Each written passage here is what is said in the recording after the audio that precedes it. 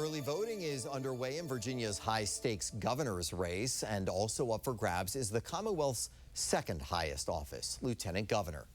Senator Ghazala Hashmi and John Reid are competing for the coveted position, and the winner will preside over the Virginia Senate and, of course, cast tie-breaking votes on critical legislation. That person would then also assume the role of governor if the elected governor is, for any reason, unable to serve. Now, this week, 7 News is highlighting some of the issues that these nominees could prioritize or downplay in the Virginia legislature, issues that could define the general election across 3 statewide races.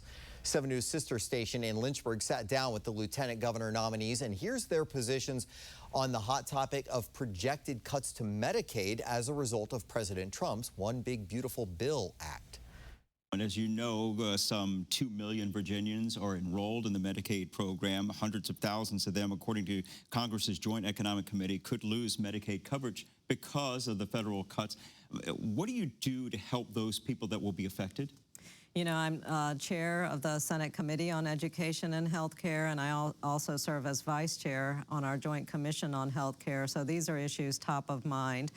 We are very concerned about the impact that the Medicaid cuts are going to have on the lives of our patients and also on our hospital and entire healthcare system. And so now that we have the congressional budget in front of us, we have a little bit more clarity on what those impacts are going to be. We are already beginning those conversations on how can Virginia fill some of those gaps. But it's going to require that we make some really hard decisions because, as you know, Medicaid covers the most vulnerable among us. All right, that was Democratic nominee for Lieutenant Governor Ghazala Hashmi. Here's the Republican nominee, John Reid's response to that question. About 2 million Virginians are currently enrolled in Medicaid. And with the federal cuts to Medicaid, Congress's Joint Economic Committee estimates that 322,000 Virginians could lose Medicaid coverage. What do you do to help those people? Don't believe it. That's a lie. You don't believe that? I don't believe that number is true. I work in the U.S. Do you believe that there will be some cuts? I think, there'll be cuts, but they're to the people who weren't supposed to be on the rolls in the first place. Okay. I mean, that's the fundamental here, is that President Trump is trying to save this institution, which so many people have built their retirement on, have built their survival on, so that Americans who have paid into the system will be able to receive benefits. I worked in the Senate. I've been around people who inflate numbers, they pull numbers together. That when the first day I saw that 322,000 number, I called it for what it was. That is not true. And no one wants to talk about all of the people who have been gaming the system and taking advantage of the system.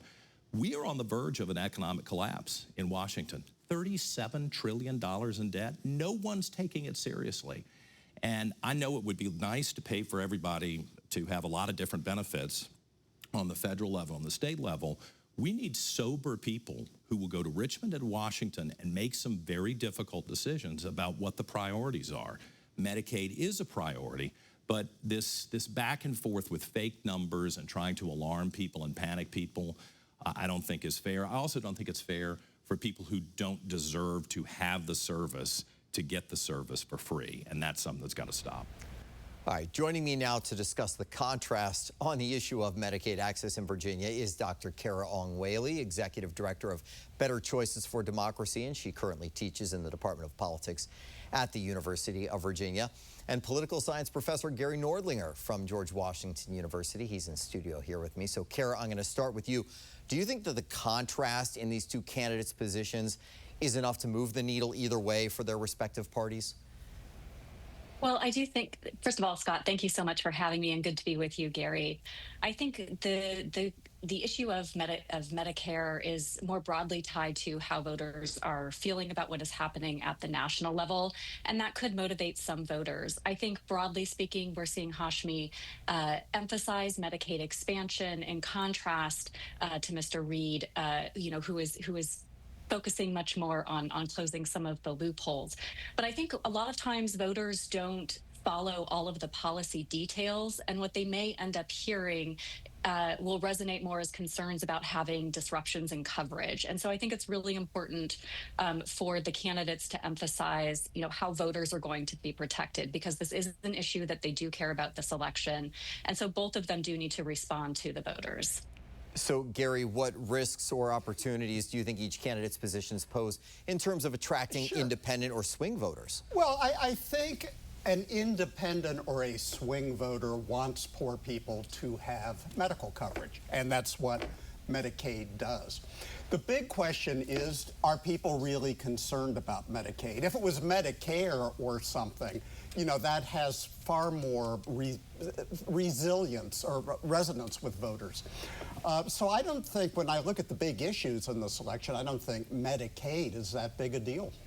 I would just add to that, again, although they're talking specifically about Medicaid, voters might not understand the specific nuances, but we have seen some specific polling that does show that, broadly speaking, Medicare, Medicaid is of issue salience, and also that that voters trust the Democratic Party by about 21 percentage points more than they trust the Republican Party on this issue.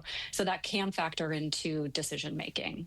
All right, early voting in Virginia's November election is underway. To learn more about where the nominees for lieutenant governors stand, visit WJLA.com or scan the QR code that's on your screen. Now, tomorrow at 5 o'clock, our panel will break down the nominees' positions on diversity, equity, and inclusion.